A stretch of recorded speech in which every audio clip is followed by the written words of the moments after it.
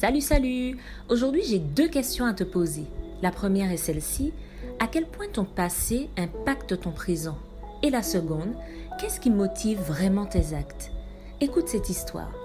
Deux moines s'apprêtaient à traverser une rivière lorsqu'ils rencontrèrent une belle jeune femme qui désirait elle aussi traverser la rivière. Mais elle avait très peur, alors l'un des moines la prit dans ses bras et la porta sur l'autre rive.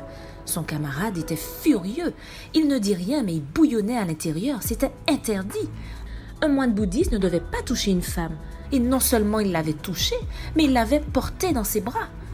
Les moines continuèrent leur route, et lorsqu'ils atteignirent le monastère, en franchissant la porte, le moine, toujours en colère, se retourna vers son compagnon et lui dit « Eh bien, je vais devoir parler de cette affaire au maître et tout lui raconter. Ce que tu as fait est interdit. » Le premier moine s'étonna « Mais de quoi parles-tu? Qu'est-ce qui est interdit? » « L'as-tu oublié? Rétorqua le moine furieux. « Tu as porté cette belle jeune femme dans tes bras. » Le premier moine ne put s'empêcher de rire et de dire « Oui, oui, je l'ai portée, mais je l'ai laissée près de la rivière, loin d'ici.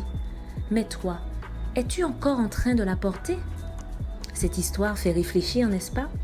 Et toi, cher ami, quel fardeau n'as-tu pas encore déposé sur l'autre rive? Qu'est-ce qui t'en empêche?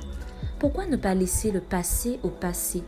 En tirer des leçons, certes, mais ne pas vivre avec le poids de la culpabilité, du ressentiment ou de fardeau qui n'existe plus dans la réalité.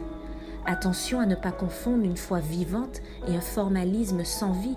Simplement, si tu empruntes le chemin de la bienveillance et de l'amour, tu sauras quelle aide apporter à celui ou celle qui est sur ta route. Qu'attends-tu pour juste profiter du moment présent avec un esprit serein et tranquille? Veux-tu essayer?